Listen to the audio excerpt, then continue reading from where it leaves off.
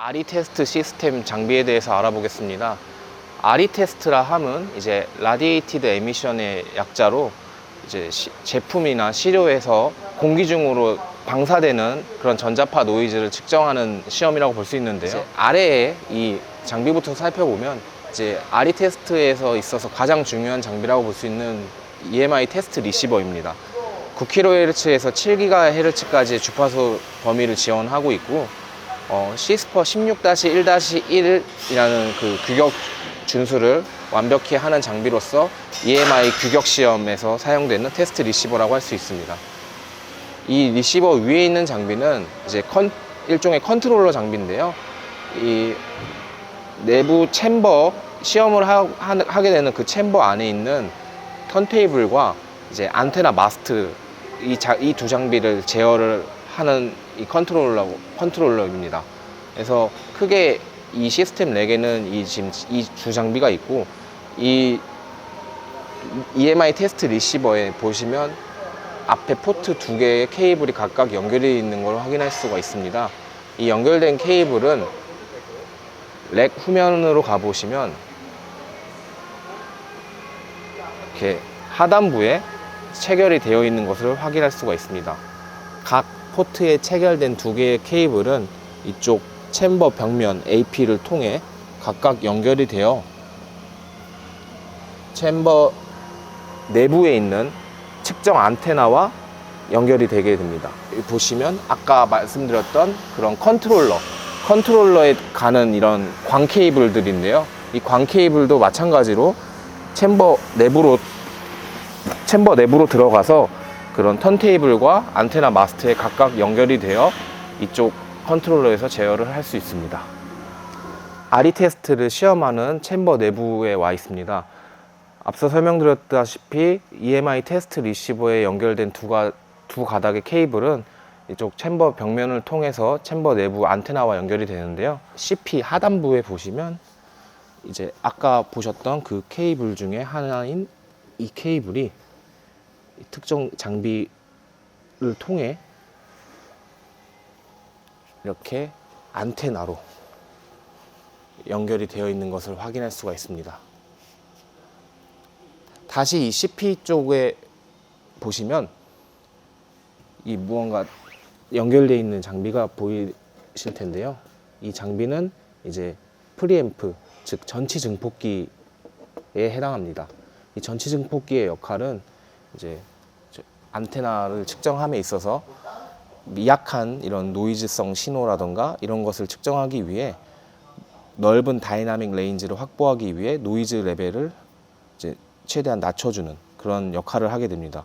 고대역의 높은 대역의 이제 주파수 범위를 측정할 때는 이제 안테나 팩터 등의 영향으로 인해 노이즈 레벨이 다소 높은 그런 경향성을 띠는데, 전치 증폭기를 통해 노이즈 레벨을 낮춰서 미약한 신호도 측정할 수 있게끔 해주는 역할이라고 볼 수 있습니다.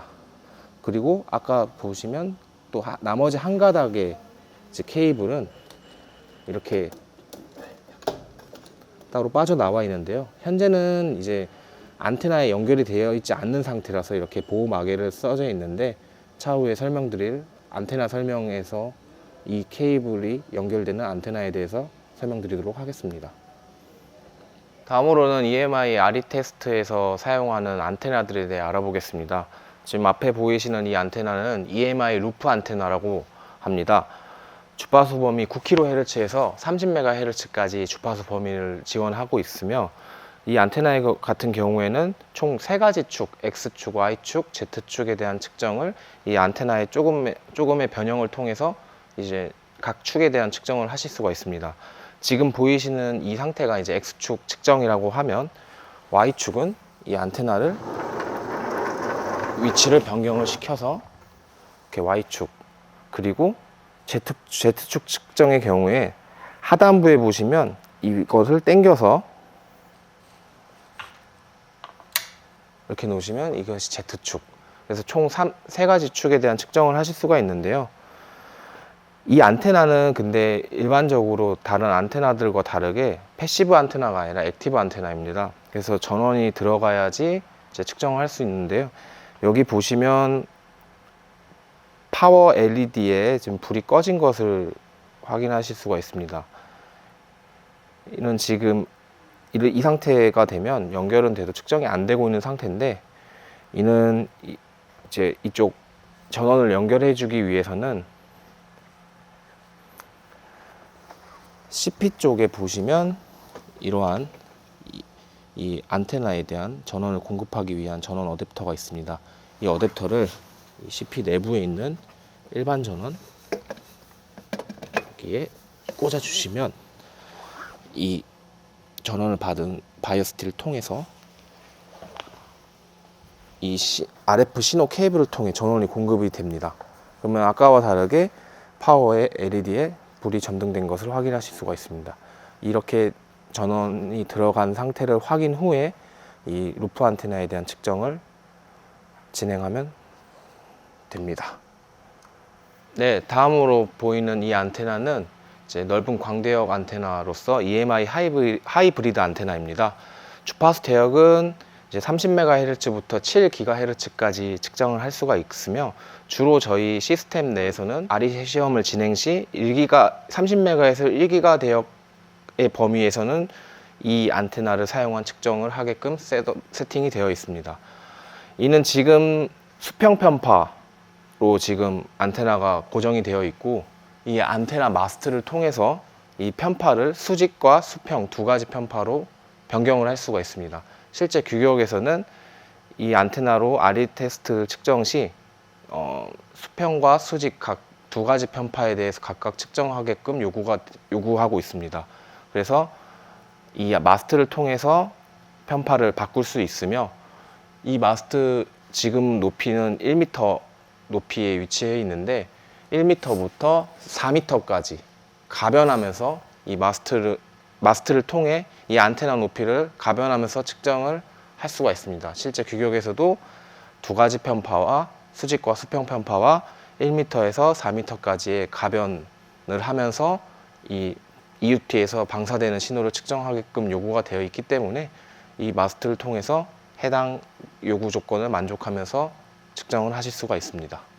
네, 다음으로는 제가 지금 손에 들고 있는 이 안테나에 대해서 설명드리겠습니다. 이 안테나 같은 경우에는 EMI 혼 안테나라고 하며, 주파수 범위 1GHz에서 18GHz의 그런 고대역의 주파수 범위를 측정할 때 사용하는 안테나입니다. 이 또한 이 EMI 하이브리드 안테나와 마찬가지로 두 가지 편파, 수직과 수평 편파에 대한 측정을 이제 진행을 해야 되고, 지금은 이 안테나 마스트에 하이브리드 안테나가 장착이 되어 있기 때문에 이 기존 안테나를 제거하고 이 안테나를 장착하는 과정을 보여드리도록 하겠습니다. 이 안테나 체결부 쪽에 보시면 이 두 가지 돌리는 이 레버가 보실 수가 있습니다. 이 레버를 우선 풀어줍니다. 그리고 어느 정도 느슨하게 풀린 것을 확인한 후에 여기 보시면 이 큰 레버도 당겨주면 이렇게 안테나 케이블이 보이게 되는데요. 이 안테나 케이블을 이렇게 풀어줍니다. 사실 이 케이블은 이 하이브리드 안테나와 저 혼 안테나 측정에 같이 사용되는 케이블로 이 안테나를 바꾼다고 케이블까지 바꾸실 필요는 없고 이 한 케이블로 다 측정을 한다고 보시면 될 것 같습니다. 기존의 안테나를 제거를 한 후에 이 혼 안테나를 달아보도록 하겠습니다. 이 혼 안테나 같은 경우에는 이 빈 공간으로 케이블을 충분히 집어넣은 후에 여기 보시면 옆에 이렇게 안테나 RF 포트가 있습니다. 그래서 충분히 여장을 뺀 후 체결을 해주시면 됩니다. 체결을 한 후에 보시면 위에 레버가 있는데 이거를 체결을 해주시고 구멍에 맞게 조이시고 체결 상태를 확인하며 고정을 시키시면 됩니다. 이렇게 안테나 변경해서 장착하는 것을 보여드렸습니다. 네, 다음으로는 이 턴테이블을 보실 수 있는데요. 이 턴테이블은 이제 0도에서 360도로 회전을 하면서 이제 측정을 할 수 있게끔 해주는 장비인데요. 지금은 여기 위에 아무것도 위치해 있지 않지만 실제 이제 시험품 그런 EUT 시료를 이쪽 턴테이블 위에 테이블에 올려놓고 시험을 하게 되는데요. 그 테이블을 이 턴테이블 위에 위치를 시켜놓고 이 턴테이블을 0도에서 360도로 돌아가면서 이 시료의 전 방향에서 나오는 그런 방사 노이즈를 방금 앞서 설명드렸던 EMI 측정 안테나로 전 각도를 통해서 측정을 하실 수가 있습니다. 이는 앞서 설명드렸던 시스템 렉에 있는 그 컨트롤러로 이제 이 턴테이블에 제어를 하실 수가 있습니다. 다음은 이 RE 테스트 시스템을 일렉트라 소프트웨어로 제어를 하는 것을 보여드리도록 하겠습니다. 우선 왼쪽에 테스트 템플릿 메뉴를 이렇게 들어가시면 이렇게 테스트 템플릿 파일들을 볼 수 있습니다. 각 대역별로 이제 테스트 템플릿 파일이 구분되어 있는데 저희는 여기서 시스포 32 규격의 클래스 B 제품군에 해당하는 30MHz부터 1GHz까지 측정하는 템플릿을 실행하겠습니다. 더블 클릭 후 실행을 하시면 이 시험과 관련된 각종 셋업 내용들이 이렇게 보실 수가 있고요. 마찬가지로 상단에 시작 버튼을 누르시게 되면 이렇게 상단부, 하단부 두 가지의 그래프를 나타나는 것을 보실 수가 있습니다. 위에는 H 즉 수평 편파, 하단부의 V는 버티컬 수직 편파, 즉 30MHz부터 1GHz까지의 전 주파수 대역을 수평 편파로 한번 측정하고 수직 편파로도 측정을 하는 흐름입니다. 이 상태에서 실행 버튼을 누르시면 테스트가 진행이 됩니다. 우선 하단부 그래프가 표시가 되는데요. 이 측정은 왼쪽을 보시면 이 측정 흐름이 나오게 되는데요. 먼저 아까 설명드렸던 턴테이블의 각도가 지금 실시간으로 표현되고 있습니다. 이 1m, 2m, 3m, 4m에 해당하는 부분은 현재 안테나 마스트에 위치한 안테나의 높이를 뜻하고요. 이 폴라리제이션은 현재 측정하고 있는 안테나의 편파 상태를 나타냅니다. 우선 1m 안테나 높이에서 수직 편파인 상태로 턴테이블을 360도 돌아가면서 측정을 하게 됩니다. 이 360도 측정이 끝나게 되면 안테나 마스트의 높이는 이제 2m로 조정이 되며 또 다시 측정을 360도 돌리면서 측정을 하게 됩니다. 이러한 같은 방법으로 4m까지 반복 측정하고 4m부터 다시 1m까지 거꾸로 내려가면서 측정할 때는 편파를 수평 편파로 바꾸어서 순차적으로 측정을 하게 됩니다. 네, 다음은 RS 테스트 시스템입니다. RS 테스트, Radiated Susceptibility, 즉 방사 내성을 뜻하는데요. EUT에 이제 방사성 방해 신호를 이제 전자기장으로 인가시켜서 EUT가 의도된 성능을 잘 확보할 수 있는지에 대한 성능을 평가하는 그런 시험이라 볼 수 있습니다. 이 시스템 렉을 보시면 우선 가장 첫 번째로는 RF 신호 발생기, 즉 이 신호 발생기를 통해 그 방해 신호를 생성을 해서 인가를 시키게 됩니다. 두 번째로 있는 장비는 RF 스위치 모듈입니다. 즉 지금 보시다시피 신호 발생기도 있고 이제 하단부에는 이런 증폭기도 같이 있는데 이 시스템 내부에 있는 RF 케이블들이 여러 케이블들이 모여 있게 되는데 이러한 여러 케이블들의 경로를 한 곳에 모아주고 필요한 경로로 지정해서 RF 경로를 선택적으로 이제 사용할 수 있게끔 제어해주는 장비라고 볼 수 있습니다. 아래에는 이제 광력 증폭기가 두 대가 있는데요. 이 두 대에 있는 이유는 상단부에 있는 광대역 증폭기는 주파수 80MHz부터 1GHz까지 지원하는 앰프이며 하단부에 있는 광대역 증폭기는 690MHz부터 6GHz까지 지원하는 모델입니다.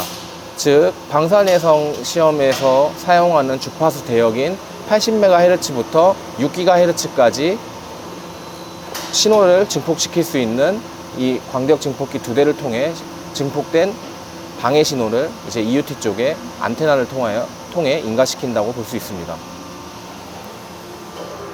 장비 후면으로 가면 이렇게 채널 A와 채널 B 각각 파워 센서가 달려 있는데요. 이 파워 센서들의 역할은 이제 하단부에 있는 광대역 증폭기의 포워드 파워와 리버스 파워를 각각 채널 A와 B를 통해 측정하실 수가 있습니다. 이 렉 후면부에 보시면 이렇게 RF 케이블이 하나 연결이 되어 있는 것을 보실 수가 있습니다.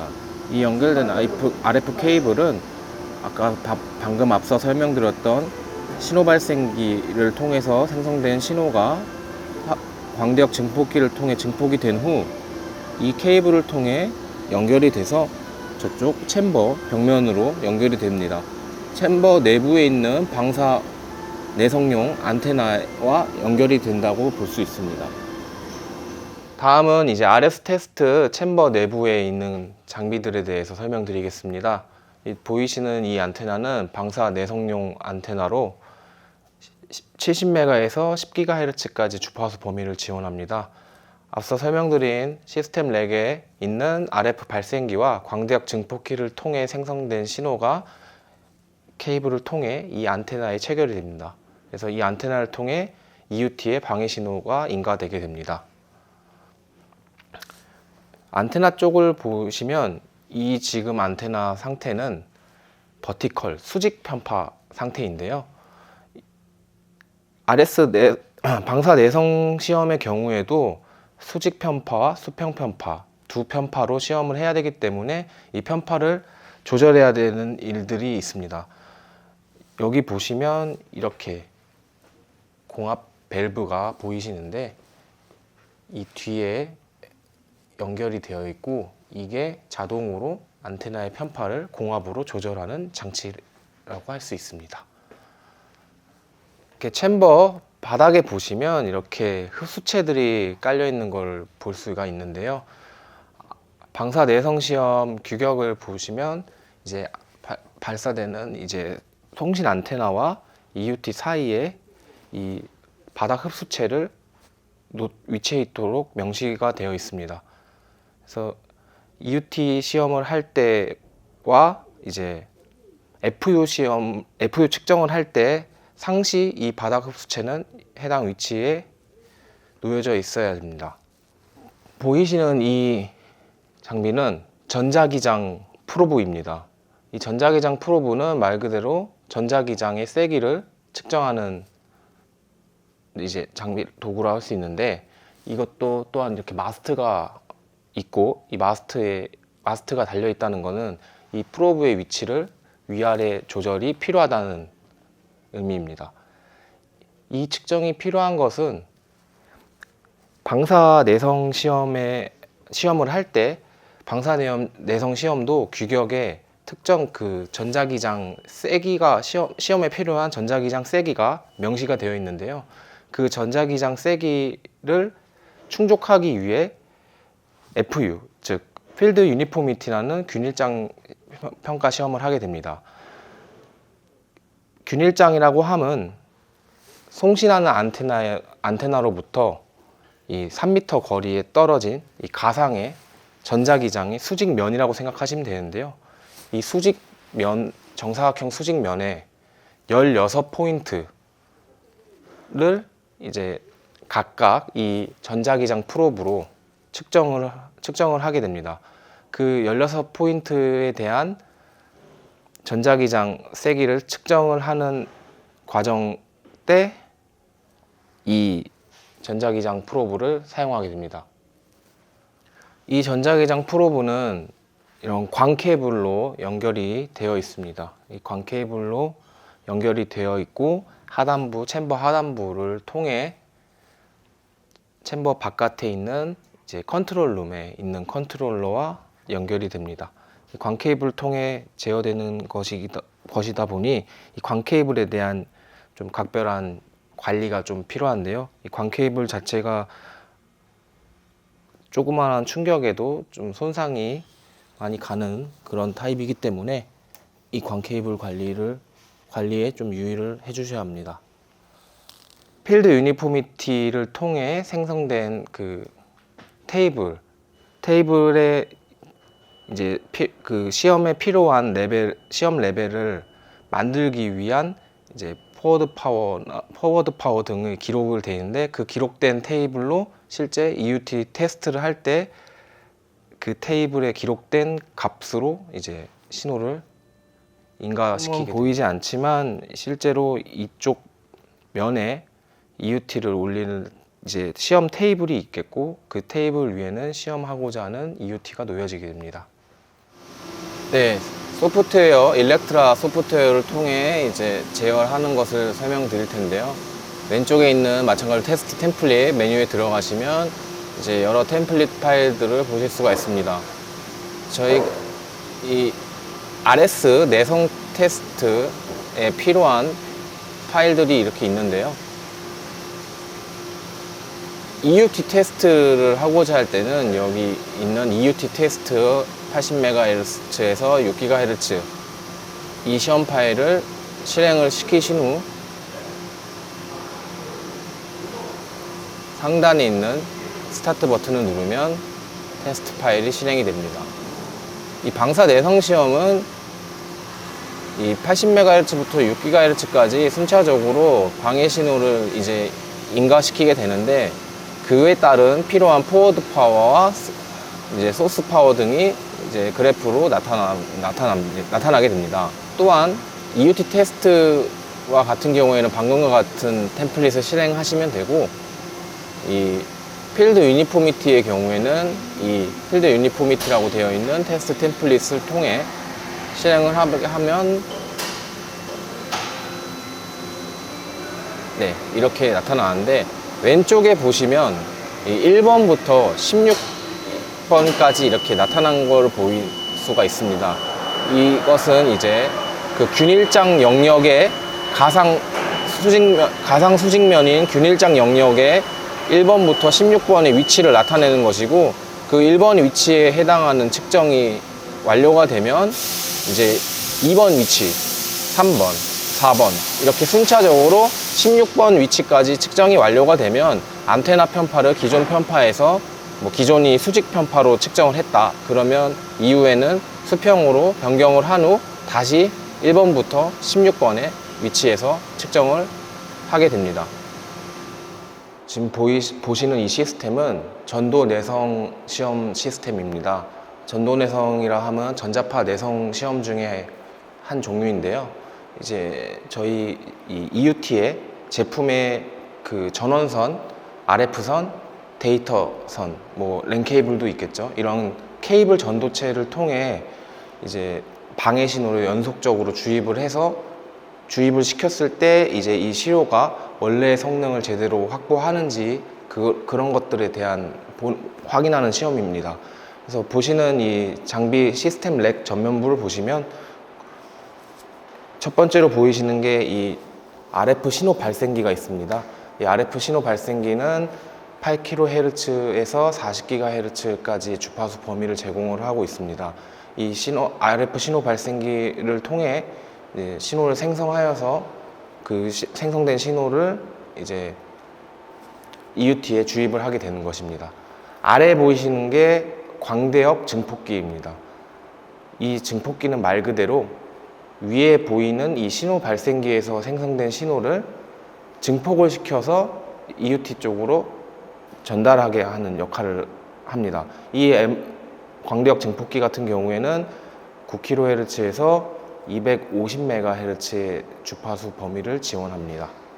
네, 시스템 렉 후면에 보시면 위에 채널 A와 채널 B라고 되어 있는 것을 보실 수가 있는데요. 이것은 이제 파워 센서입니다. 파워 센서는 말 그대로 파워를 측정하는 그런 센서가 되겠는데요. 채널 A와 채널 B는 각각 하단에 보이시는 광대역 증폭기의 후면에 있는 이 케이블과 체결이 되어 있습니다. 이는 이제 광대역 증폭기의 포워드 파워를 이 채널 A를 통해 파워 센서를 통해 측정을 하게 되고, 이 채널 B 같은 경우에는 추후에 설명드리겠지만 그 CDN이나 EM 클램프 등 전도 내성 시험에 사용하는 액세서리류에 대한 레퍼런스 캘리브레이션을 할 때 그 주입된 신호에 대해서 얼마만큼의 신호 레벨이 형성이 되는지 측정하는 그 포트라고 할 수 있습니다. 그래서 이 두 개의 파워 센서를 통해 각 해당하는 케이블 연결되는 그런 포워드 파워와 신호 레벨을 측정할 수가 있습니다. 네, 다음으로는 전도 내성 시험에 사용하는 액세서리류에 대해서 알아보겠는데요. 전도 시험에서 사용되는 액세서리는 크게 세 종류가 있습니다. 그중 첫 번째로는 여기 보이시는 CDN이 되겠습니다. CDN이라고 하면 커플링, 디커플링 네트워크의 줄임말로 말 그대로 감결합을 동시에 제공하는 그런 액세서리라고 볼 수 있습니다. 이쪽에 보시게 되면 이제 각 모양 사이즈가 다른 것을 확인하실 수가 있는데요. 첫 번째로 보이는 이 CDN의 경우에는 이런 EUT의 케이블 중 전원선에 대한 주입 시험을 할 수 있게끔 해주는 CDN입니다.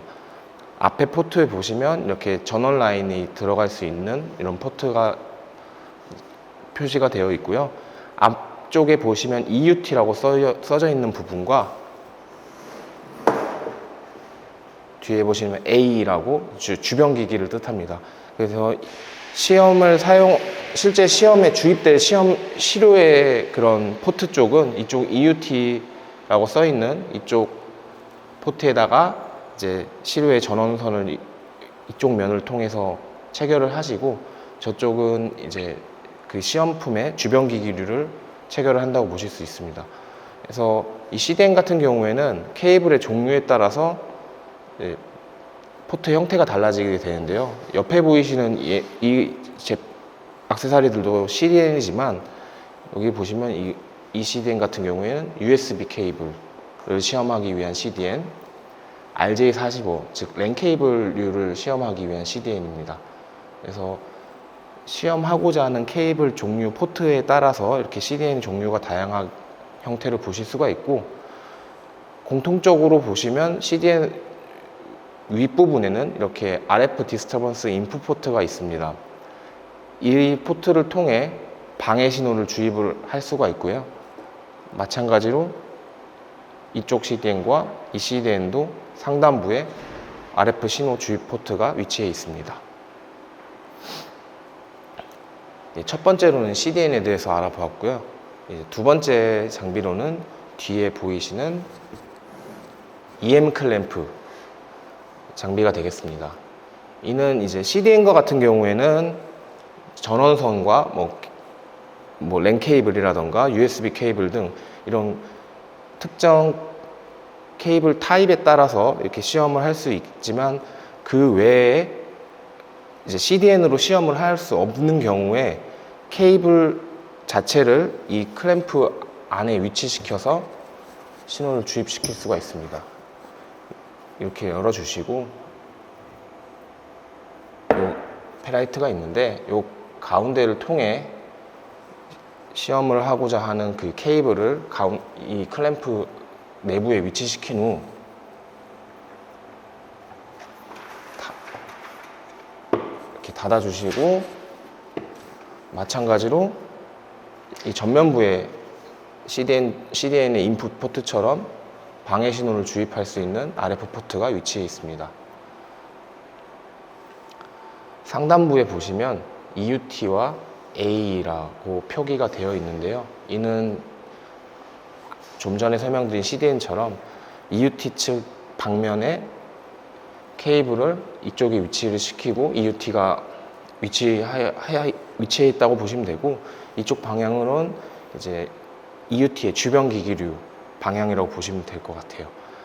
하지만 이제 뒤에 보시면 이 EN 클램프와 비슷하게 생긴 또 하나의 액세서리를 보실 수가 있는데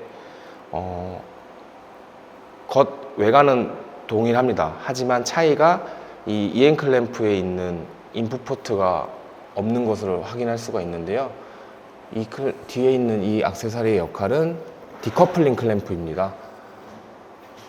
이 EN 클램프와 다르게 이 뒤에 있는 클램프의 역할은 이제 말 그대로 신호의 그 흐름을 좀 이제 감결합, 막아주는 역할을 하게 되는데요. 주로 단독적으로 전도 내성 시험에 사용되지는 않고 이 EN 클램프 시험을 할 때 이제 우리가 원하는 것은 EUT 쪽에 그런 방해 신호를 인가하는 것이고 그 외 A 쪽에는 신호를 인가시키지 말아야 하는데 그럴 때 이 디커플링 클램프를 같이 사용함으로써 A 쪽에 불필요한 방해 신호가 인가되는 것을 막아주는 역할을 하게 됩니다. 세 번째 액세서리로는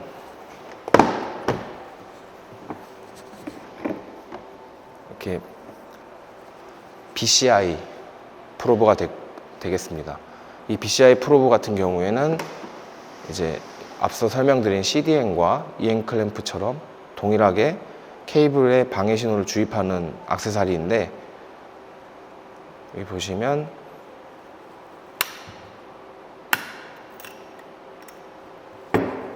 이렇게 열어서 가운데 클램프 열고 가운데에 주입하고자 하는 케이블을 위치시키고 닫아주게 됩니다. 이쪽에 보시면 방해 신호를 인가시키는 RF 인풋 포트가 위치해 있고요.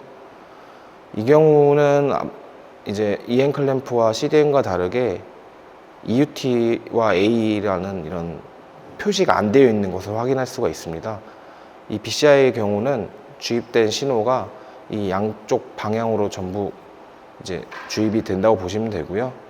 실제로 규격에 보시면 이제 최우선으로 시험을 이제 선택을 할 때, 액세서리 선택을 할 때 CDN 사용이 우선되고 있고 그 CDN으로 시험이 안 될 경우에 EN 클램프나 이 BCI 방법을 사용하게끔 명시가 되어 있습니다. 네, 다음은 이제 저희가 앞서 살펴본 그 액세서리류 중에 CDN에 대한 레퍼런스 캘리브레이션이라고 하는 작업의 그런 과정에 대해서 케이블 결선에 대해서 알아보도록 하겠습니다. 앞서 설명드리면은 이 CDN이나 저런 EN 클램프와 같이 이 액세서리류들을 이용하여 내가 시험하고자 하는 EUT에 방해 신호를 주입을 할 때 규격에서 요구하는 필요한 테스트 레벨이 있습니다. 그 테스트 레벨이라 하면 예를 들면 1V나 3V, 이런 10V 등의 특정 요구하는 시험 레벨이 있는데 그 시험 레벨을 EUT에 인가시키기 위해 이 신호 발생기와 파워 앰프를 통해 얼마만큼의 파워가 필요한지 그것을 사전에 측정하도록 요구를 하고 있습니다. 그러한 사전에 측정하는 작업을 저희는 레퍼런스 캘리브레이션이라고 부르고 이제 그 여러 액세서리류 중에 CDN 전원선을 시험하는 이 CDN을 레퍼런스 캘리브레이션 하는 과정을 이제 결선을 알아보도록 하겠습니다. 우선 첫 번째로는 렉 후면에 보시면 RF 포트가 이렇게 두 개가 위치한 것을 보실 수가 있는데요. 이 왼쪽에 있는 포트는 아까 앞서 살펴본 RF 신호 발생기와 파워 앰프를 통해 거쳐 나온 발생된 신호가 이 포트를 통해 나오게 됩니다. 이 포트를 통해 나오게 된 신호가 이 케이블을 따라서 저쪽으로 연결이 되는데 이 액세서리는 이제 어테뉴에이션, 즉 어텐 6dB 감쇄기라고 보시면 됩니다. 규격에서는 이 신호 발생기와 앰프를 통해 증폭된 신호가 6dB 어텐을 거쳐서 감쇄한 후 CDN으로 주입을 하게끔 명시되어 있습니다. 그래서 이 6dB 어텐을 거치고 나온 신호가 이 케이블링을 통해 이 CDN 인풋 포트로 주입이 되게 됩니다. 이 CDN 인풋 포트로 주입이 된 후 이쪽에 보시면 양쪽에 캘리브레이션 어댑터가 양쪽에 체결이 되어 있는 것을 확인할 수가 있는데요. 좀 더 자세히 보면 이렇게 특정 어댑터가 꽂혀 있는 걸 확인하실 수가 있습니다. 이 경우에는 이제 전원 CDN이기 때문에 이런 이 전원 라인을 포트에 알맞는 이런 어댑터가 필요하게 되고, 양쪽에 이러한 어댑터를 체결을 해준 후 이 캘리브레이션 어댑터를 방향에 맞게 꽂아주게 됩니다. 뒷면에 있는 것도 마찬가지 방법으로 캘리브레이션 어댑터를 체결하시고, 이제 다른 점이 이쪽 저희는 이제 확인하고자 하는 게 EUT에 인가되는 신호 레벨을 확인하기 위한 것이기 때문에 이쪽 EUT 포트에 케이블을 연결을 하여 이쪽으로 케이블을 연결을 하게 됩니다. 그리고 반대편 A 쪽은 이 50옴 터미네이션을 통해서 막아주게 됩니다. 이 터미네이션을 체결을 시켜주고, 그래서 다시 EUT 쪽으로 돌아가면 이 EUT 포트 쪽에서 나온 케이블이 연결이 되어서 또 하나의 액세서리를 통해 거치게 됩니다. 이것은 앞서 살펴본 6dB 어텐과 같이 어텐인데 20dB 어텐 감쇄기라고 보시면 됩니다. 20dB 감쇄기를 거쳐서 나온 신호가 이 렉 후면 오른쪽 포트로 체결이 되는데, 이 오른쪽 포트에 체결된 이 케이블은 채널 B 파워 센서로 연결이 되어 저 채널 B 파워 센서를 통해 레벨을 읽게 됩니다. 이 20dB 감쇄기를 거친 후 측정하는 이유는 이제 측정하는 그런 파워 센서나 혹은 뭐 스펙트럼 애널라이저가 될 수도 있고요.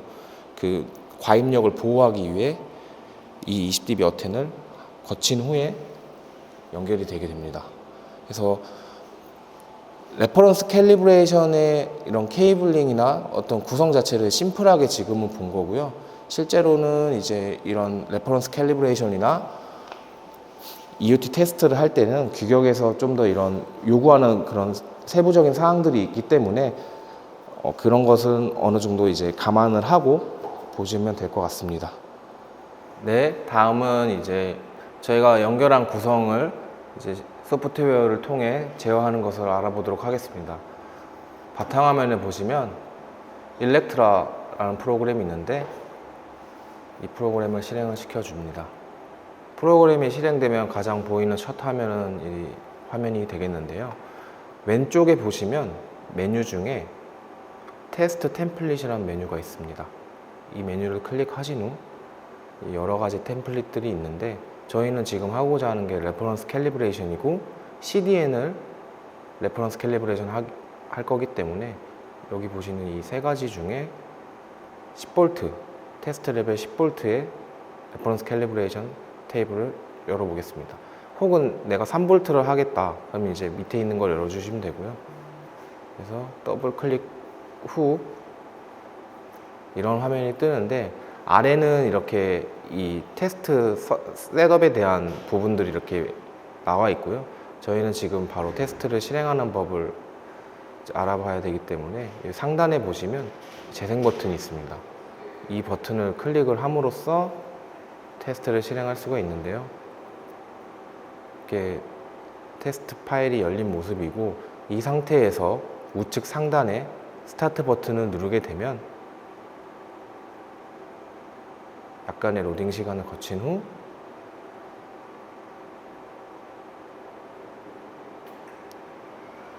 테스트가 시작하게 됩니다.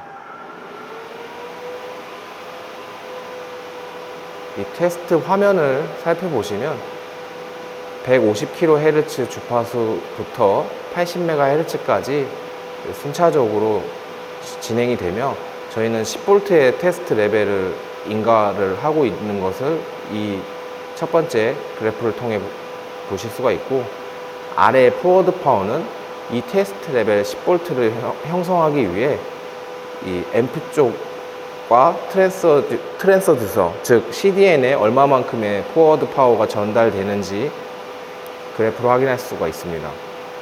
옆에 소스 파워 같은 경우에는 이 포워드 파워 전단에 SG에서 얼마만큼의 신호가 출력되고 있는지, 또 SG에서 출력된 신호가 앰프에 전달이 얼마만큼 되는지에 대한 파워를 이 그래프를 통해 알 수가 있습니다.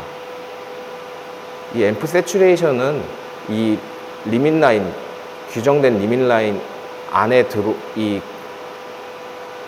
그래프가 형성이 되면 이 앰플리파이어가 현재 포화되지 않았다는 것을 의미합니다. 그래서 이 4분면에 있는 각각의 그래프를 통해 시험이 진행되는 동안 시험 레벨이 형성되는지와 그에 따른 파워가 얼마만큼 포워드 파워가 형성되는지에 대해서 확인을 하면서 시험을 진행할 수가 있습니다. 네, 다음으로 알아볼 테스트 시스템은 이제 CE 테스트 시스템이라고 Conducted Emission, 즉 전도성 장애 시험인데요. 이는 이제 EUT 시료에 대한 시료에서 나온 전원선이라던가 혹은 데이터선 등 이런 케이블 전도체를 통해 나오는 장애 노이즈를 측정하는 시험인데요. 시험 구성으로는 그런 이제 전도성 노이즈를 측정하기 위한 EMI 테스트 리시버가 있고요. 그리고 하단부에 보시면 이 장비는 LISN이라고 합니다.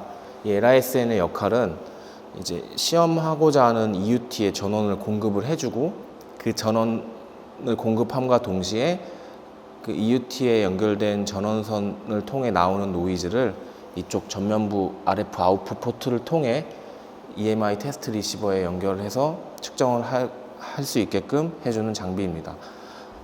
전면부에 보시면 이렇게 소켓이 있는데요. 이 소켓을 통해 EUT의 전원 케이블을 이 소켓을 통해 연결을 해주고, 그리고 이 RF 아웃풋을 통해 RF 케이블을 연결을 해준 후 그런 전도성 노이즈들을 측정할 수 있게 됩니다. 이러한 시험 셋업은 사실 간단하게 설명을 하고자 한 그런 셋업이고요. 실제 시험시 셋업에서는 이제 좀 더 이런 테이블과 이런 LISN에 놓이는 위치, 또 이 LISN이 이 바닥 레퍼런스 그라운드와 접지하는 것들에 대한 이런 요구 조건이 있는데요. 그 요구 조건들이 준수하며 이제 시험을 진행을 해 주셔야 합니다. 실제 이 셋업으로 진행은 하지 않는다고 보시면 되고요. 그래서 간단하게 C 테스트를 시험하기 위해서 이제 그 구성 장비들을 알아보았고요. 이를 이제 소프트웨어를 통해 어떻게 제어하는지 확인해 보겠습니다. 이 일렉트라 소프트웨어의 테스트 템플릿 메뉴 마찬가지로 눌러주시면 아래에 이제 C라고 시작하는 테스트 템플릿 파일이 보실 수가 있습니다. 그래서 이 ENV216, 저 LISN 장비명인데요. 이 ENV216이 써져 있는 CSPO 32 규격의 클래스 B 제품에 대한 전원시험 테스트 템플릿을 실행하겠습니다. 더블 클릭 후 실행하시게 되면 아까 CS처럼 마찬가지로 이런 아래에는 테스트에 대한 이런 셋업 설정들이 있는 것을 확인하실 수 있고요. 실행하기 위해서는 상단부에 스타트 버튼을 누른 후 이런 그래프가 두 개로 나눠져 있는 걸 볼 수가 있습니다. 저희는 이 LISN을 통해 그 시료의 전원선을 통해 나온 노이즈를 확인하는 거기 때문에 이 뉴트럴 라인과 라이브 라인, 즉 두 개의 라인을 각각 측정을 하게 됩니다. 그래서 실행을 하기 위해서는 오른쪽 상단에 있는 스타트 버튼을 누르면 실행이 되게 됩니다. 뉴트럴 라인의 150kHz 주파수부터 30MHz까지 순차적으로 측정을 하게 되며 이 위에 보시는 규격에서 요구하는 리미트 라인을 넘는지 안 넘는지 확인을 하는 시험이라고 볼 수 있습니다. 뉴트럴 라인에 대한 측정이 완료가 되면 자동으로 라이브 라인에 대한 측정이 순차적으로 진행을 하게 됩니다. 이를 통해 측정된 데이터에서 이 리밋 라인을 넘거나 혹은 리밋 라인에 가깝게 붙을 정도로 높은 신호의 노이즈가 나오는 것을 확인을 하면 그 나온 포인트들에 대해서 추가적으로 최종 측정을 한 번 더 하게 됩니다.